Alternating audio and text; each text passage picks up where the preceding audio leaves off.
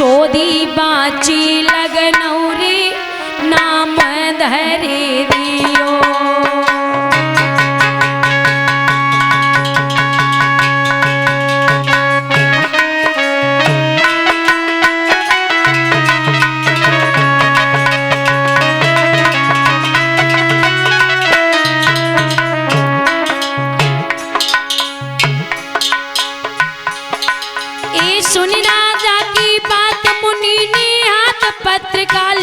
पत्रिका लियो मुनि शोधी बाची लगनौरे नाम धरी दियो।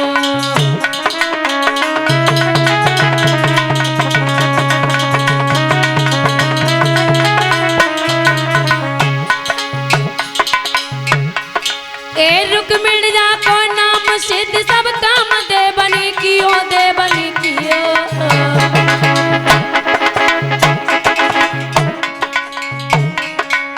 श्री कृष्ण संग ब्याहरी वचन दे दियो।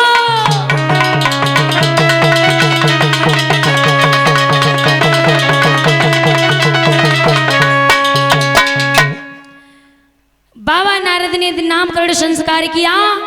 कहा राजा तेरी बेटी कोई साधारण कन्या नहीं है, साक्षात लक्ष्मी है, साक्षात भवानी है। नाम रख दिया रुक्मिणी और कहा तुम्हारी बेटी की शादी द्वारिकाधीश कन्हैया के साथ होगी। राजा बहुत खुश हुआ प्यारे, क्योंकि प्यारे माँ बाप चाहे कितने भी सुखी हों, लेकिन बेटी दुखी घर में पड़ जाए तो माँ बाप पहले दुखी हो जाते हैं।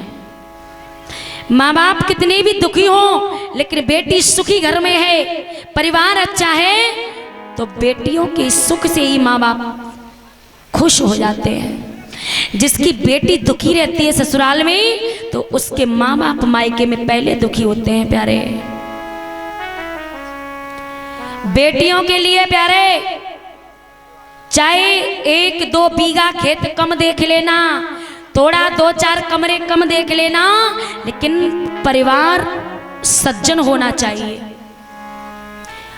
लड़की के लिए जो वर देखा जा रहा है, चाहे महाराज थोड़ा कम सुंदर हो, लेकिन सज्जन हो, आचरण का बढ़िया हो, खाता पीता तो हो लेकिन पीता खाता ना हो।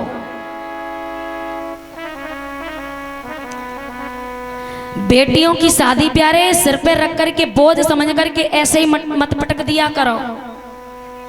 चाहे शादी 2 साल लेट करो, लेकिन परिवार को जान करके उसके बाद शादी करना। कभी लोभ में आकर के प्यारे अपनी बेटियों को बर्बाद मत करना।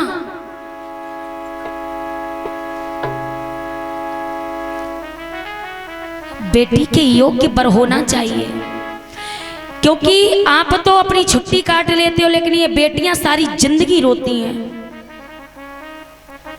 तो हाथ जोड़ करके निवेदन है प्यारे, थोड़ा पैसा कम हो चलेगा, लेकिन सज्जन परिवार नहीं हुआ, सज्जन बेटी के योग्य वर नहीं हुआ तो नहीं चलेगा। क्योंकि बेटियां सारी जिंदगी रोती हैं, मैंने अपनी आंखों से देखा है और मैं देख रही हूं। और आप क्या समझते हो कि लड़के के गले में मोटी चेन पड़ी हो, 2-4 सिक्योरिटी गार्ड हो, गनर हो, और आगे पीछे 2-4 चल रहे हो, गाड़ी हो, प्यारे ये दिखावा मत देखना। दिखावा संसार का होता है। आपकी लड़की को लड़का सुखी रखे, इससे बढ़कर के और कोई चीज नहीं है।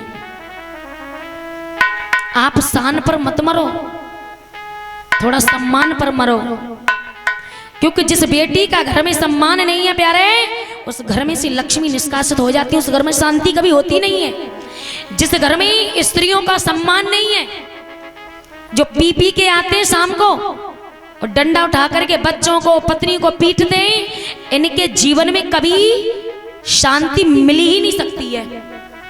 न खुद शांत रहते हैं, न परिवार वालों को शांत रहने देते हैं। अपना शरीर हष्टपुष्ट बनाने के लिए ना जाने कितने भाइयों के अंदर कब्रिस्तान बने हुए हैं। अनेकों जीव जंतु को मार करके अपना शरीर हष्टपुष्ट बनाते हो। कब्रिस्तान अब कभी बाहर नहीं है, अब इन भाइयों के पेट में ही कब्रिस्तान बने हुए हैं, बहुत लाखों ढेर। कितने जीवों को इन्होंने मार करके खाया है। और धिक्कार है आपके जिंदगी को, धिक्कार है आपके जीवन को। आपकी औलाद राक्षस पैदा नहीं होगी तो क्या सज्जन होगी? इंसान के नाम पर आप कलंक हो। राक्षस कहीं बन करके नहीं आते, अपनी प्रवृत्ति, लोगों की जब प्रवृत्ति गलत हो जाती है तो वही लोग राक्षस होते हैं। मांस को खा रहे हो, मदरा को पी रहे हो, छी छी, आपको शर्म नहीं आती? अरे खाना है तो अच्छी अच्छी चीजें भगवान ने बहुत प्रकृति में दी हैं, क्यों अपना शरीर बर्बाद करते हो? अनंत योनियों के बाद, 84 लाख योनियों के बाद, भटकने के बाद तब ये मनुष्य शरीर मिलता है प्यारे। क्या आपको पता है कि इस योनि के बाद हमें किस में जाना पड़ेगा? ये बड़े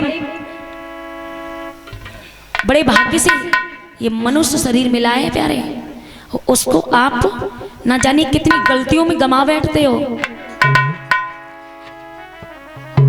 पी करके आ रहे हो, परिवार को शांति से रहने नहीं दे रहे हो। देखिए प्यारे, घर में चाहे नमक रोटी हो माता हो, लेकिन वो नमक रोटी शाम को बच्चे सहित पति सहित खाओगे तो उस नमक की रोटी में स्वाद मिलेगा।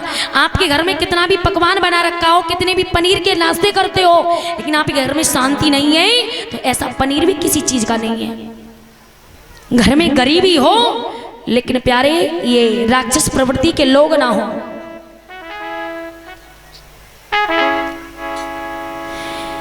तो आप सभी भक्तगण हो, मैं आपसे यही निवेदन करूंगी, क्योंकि निवेदन करना मेरा धर्म है। मानो या ना मानो वो आपकी बात है प्यारे, लेकिन आई हूं मैं तो प्यारे थोड़ा कथा से कुछ लेकर के जाना, कथा से कुछ सीख करके जाना। क्योंकि आप जानते तो सब कुछ हो लेकिन अमल नहीं करते उस बात पर, आप मानते नहीं हो। और मानते कब हो? जब यमराज का डंडा पड़ता है, जब आपकी खोपड़ी पर, हाँ तब मानते, तब याद आता है आपको पुराना वक्त। तो प्यारे जब